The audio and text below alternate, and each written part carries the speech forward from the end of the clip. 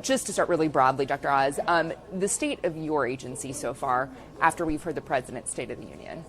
My agency is ecstatic about what the President said about most favored drug pricing, which will dramatically change the affordability of drugs in America. Remember, 1 in 3 people go to the drugstore, they can't afford their drugs. We love what he said about transparency, because that drives both quality but also prices change when people know what they're paying for and they can make it, smart decisions. And he also spoke about fraud, waste, and abuse by asking the Vice President to tackle this challenge and lead the war on a devastating complication that's come out of us trying to be kind people. But when people steal money from the federal government, it actually costs all of us a lot more money. And I'm not talking about a small amount of money. We're talking about massive changes to the solvency of the Medicare Trust Fund. We're putting hundreds of dollars back in people's pockets if we can stop this fraud. When it comes to the issue of affordability that we heard the President focus on, from your perspective, we've seen you focus on drug pricing, most favored nation pricing. Going forward, what are the next steps that can be taken on the healthcare front to help put more money in people's pockets?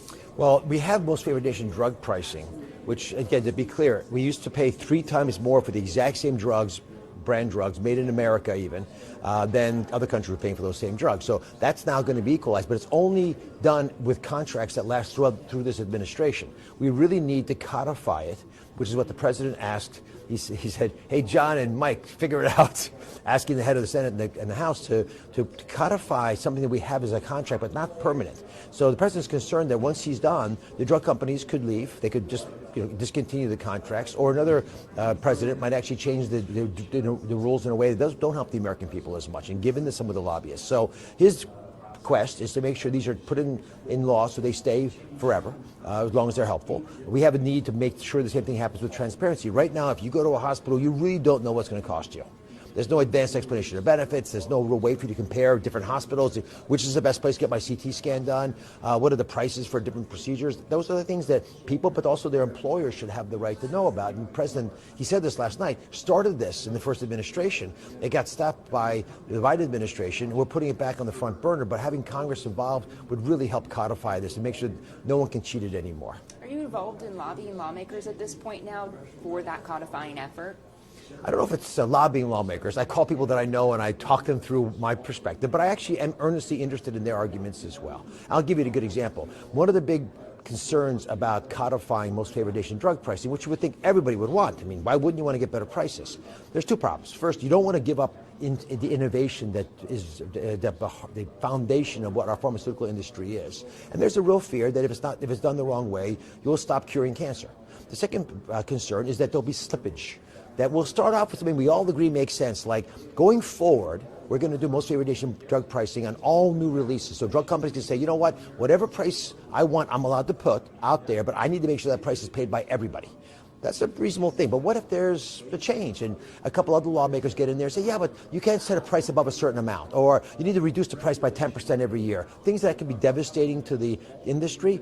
We don't want that. And lawmakers don't want that, who are aligned with us politically. So that's the dance that we're in. But the more we talk and understand what each other are trying to say, the more I find that there's common ground, which is a good sign, because if you can get along with most folks, on the Republican side, you'll get Democrats to participate, because Democrats also don't like drug prices being high. Are there tweaks you think would need to be made in that legislation that you'd be supportive of at this point?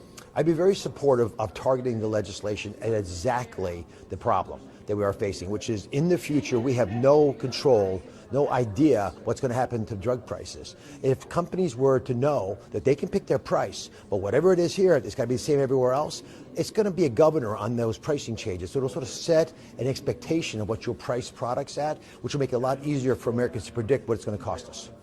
Part of that negotiating tactic has been utilizing tariffs. Are you concerned at all that the Supreme Court's ruling is going to hinder some of those efforts? The Supreme Court's ruling probably won't affect us very much. First of all, we're done most of the negotiations, but also we have other types of tariffs we're allowed to use that are based on national security interests that we can demonstrate quite readily with drug pricing. So if we're spending 0.8% of our GDP on drugs, which we are, and Europe's spending less than half that, we can argue that they're not pulling their share, that they're global freeloading. They're making America pay for all the protection against the invaders from inside us, the diseases that afflict us, and they should have to participate as well. And there's pretty clear numbers that would support that. They're not punitive. They're designed to make everyone honor the system, which is to take care of our people. Let me ask you about Trump RX. We obviously heard the president talk about that during his State of the Union address. At this point, what is the level of participation you're seeing on that? And then also, what is your message to some of the criticisms that have been out there that it is overplaying the discounts people can receive and is similar to other websites that are already launched? Curious what you have to say to that. Well, a couple of things about TrumpRx.gov. It works. Hasn't crashed. We had millions of unique visitors, lots of transactions. The system works. So at a very first level cut, usually the government doesn't have a strong track record. Remember when the ACA launched, I think 6 people got through. So it wasn't such a good experience. Secondly, the reality is TrumpRx is the first step. Our goal is to be able to make sure that there's transparency on pricing throughout the system. And so if all we're doing, again, the site is free. We want you to know what it costs you to buy a drug. I don't care if you buy it from us or somebody else. In fact, we're not going to sell it anyway. We're going to put you through to somebody else to sell it on our behalf. But you'll see all the prices. So let's say you want to buy a GLP-1 drug, a weight loss drug.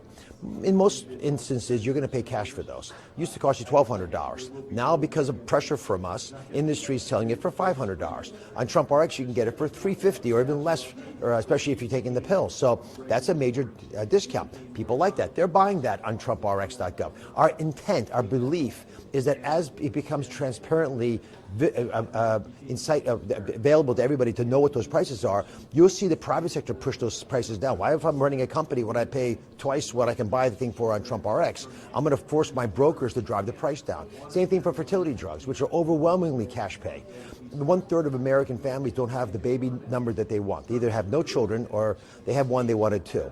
If they could get access to drugs not at $4,000 a pop, but at $500 a pop, which is literally the numbers, all of a sudden it becomes much more affordable to have an extra child, which is a good thing for, I think, ethically in America, that everyone, if they want to have children, can have children. Those are the kinds of populations we're helping, but I have big aspirations for TrumpRx.gov, and again, it's just the beginning steps. And I want to turn to, there's a CBO report this week that found that the fund that pays for Medicare Part A would be completely exhausted by 2040. That means people who are in their 50s now would have a lot lower benefits by the time they're retiring. Is there a plan in place for this at this point? Oh, very much. There's a plan in place for making sure Medicare doesn't expire. What is it? The entire the social safety net of our healthcare system, and the crown jewel is Medicare, is based on people knowing that if you're putting into it today, and everyone's paying 2.9% of their paycheck into Medicare, so that it'll be there for you when you retire. One big issue is fraud, waste, and abuse. And this is a problem that could reflect $300 billion of loss a year.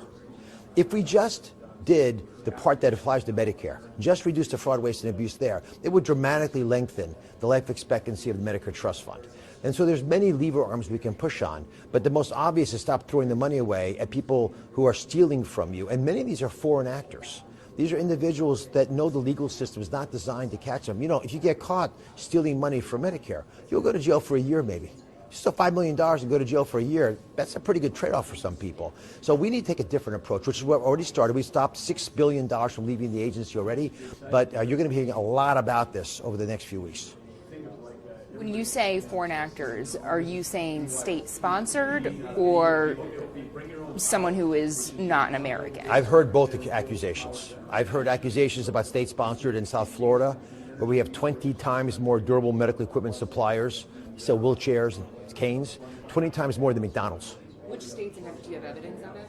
I have evidence. Well, first of all, we know that Cuban nationals are disproportionately present in DME fraud in California, in Florida. We know that there are Russian mafia influences, with these are convictions in California. We know that we have convictions as well as indictments against Somalian individuals in Minnesota, and also we have similar stories now in Maine that we've also written a letter to the governor asking for clarification on. So we know that there are foreign citizens involved.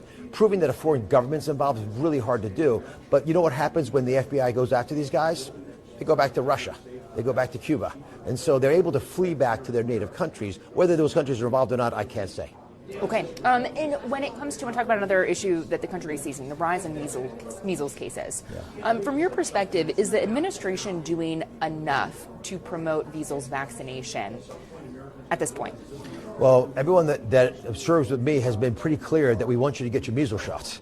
And the changes that were made to the vaccine schedule in January explicitly said that we want to give the vaccines that matter the most in the core system. So there's called the essential list, and measles are in that list. I've been on record since that day, and many times subsequently, whenever I'm asked, I'll say the same thing I'm saying to you. If you've got a child and it's time to give them their measles shots, do it.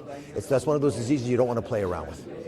Do you think that the administration's messaging on vaccines is creating some doubt for Americans towards vaccines like the measles vaccines, where you are saying, no, this is one that's really needed?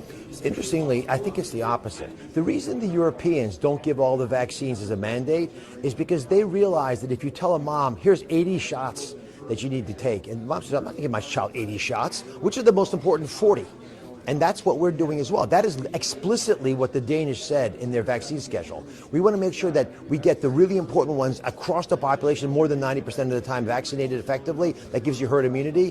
The other ones, we wish, maybe you get them, maybe not, but then we'll leave that to you. And I think in this country we have the same issue. But I can say, as the head of CMS, I've been instructed by the president, by Secretary Kennedy, we will pay for whatever vaccines you want. You'll never have a financial barrier to you getting the vaccine. But I'm going to, and I think everyone else feels the same way, leave it to moms to decide how to manage that. Okay, last question for you. Casey Means, she's obviously has her hearing today. Does she have your support, and what's your message to people who are concerned that she's not qualified to serve as Surgeon General? I know Casey Means very well. She's an excellent candidate for Surgeon General. She will serve this nation wisely. She's brave, she's curious, she's courageous, and she's a kind individual who will say the things that need to be said in a way that will get a lot of folks to follow her. She's exactly what we need at HHS. Okay, thank you so much for your time, Dr. Oz. I appreciate it. Take care. Stay well.